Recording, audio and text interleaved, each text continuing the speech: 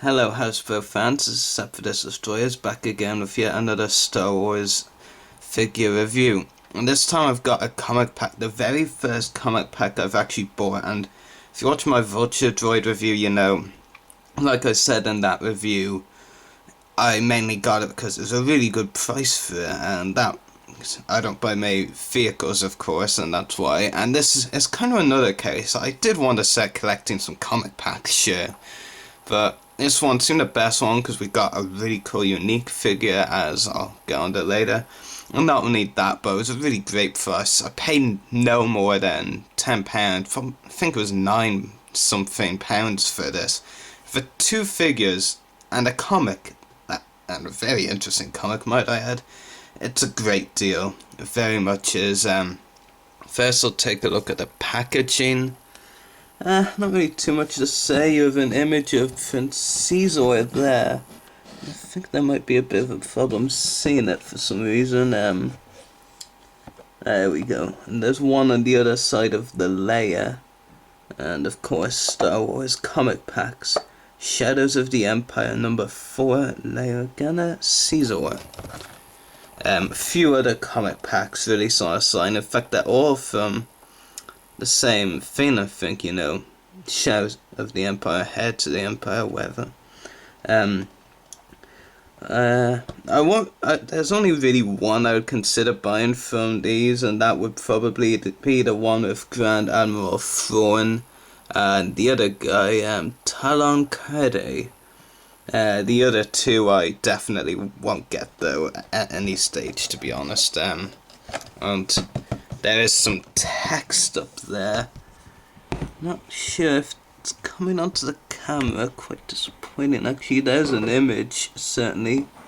There's the text. So there we go. Some text there. Okay. And if you heard something fall over, that was the Prince Xizor figure. And here is the comic itself. Luke's up there, Shadows of the Empire, and Star Wars, of course. Pretty cool. Definitely won't mind getting some more of these comic packs. So at least the less exciting figure, the 2, and don't take that to mean I'm saying it's a bad figure, but I just personally much prefer the Xizor because unique. This is a Princess Leia figure, and it is very, very cool, I have to say. Really like this figure of Leia. It seems a bit short for a Leia figure, though, I have to say, but it still is pretty cool. Really, really cool. It was a very interesting story for several reasons. Xizor was an interesting character. His interactions with Leia were interesting, to say the least. Surprising. Didn't expect Star Wars ever do something along the lines of what they did. If you've read that comic that I just showed a minute ago, you'll understand what I'm talking about. But this is a really cool figure. I'll actually just take this transparent thing off because it's much easier to show the figure to its glory. Otherwise, just give you a little look at it. These gold-plated things attached to her arms around the wrists. Really cool. The figure itself, very cool. Just give a quick zoom in. There we go. That's pretty cool. Pretty nice head sculpt, I have to say.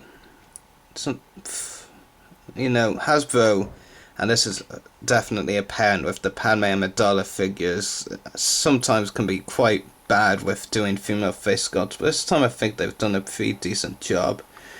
And I'll just show you the accessory she comes with now. It's one pretty interesting looking blaster pistol. There we go.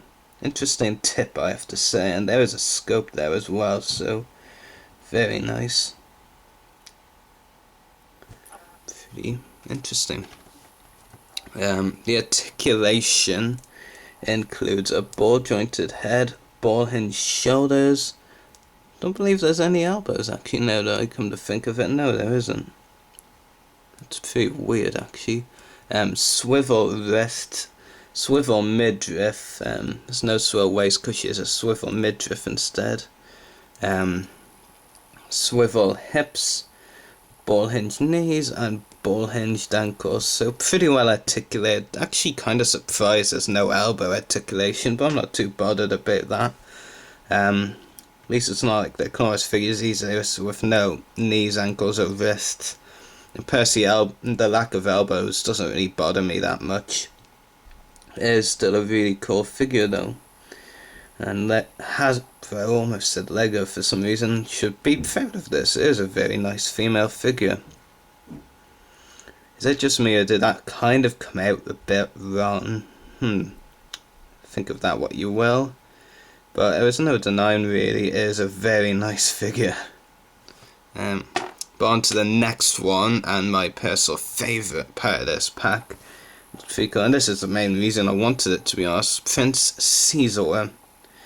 Very interesting character, and he's got a very interesting action figure as well.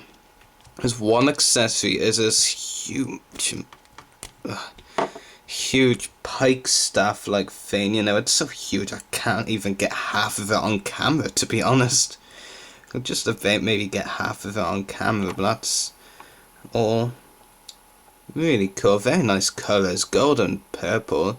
As much as I don't really like purple as a colour, being male and all, well, some males can like it as well, but I'm just saying I don't.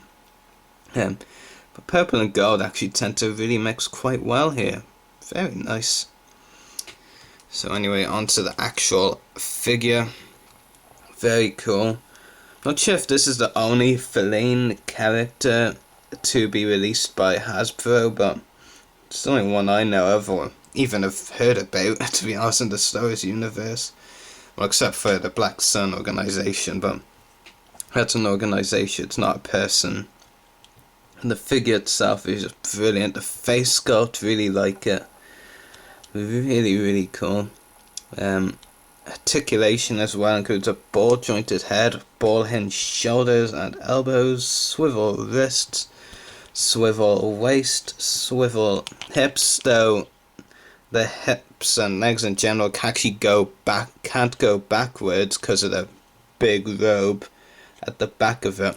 And his left leg, right from this point of view, this leg here, can't move forward at all because of the rope there, so realistically the only leg you can move forward is this one.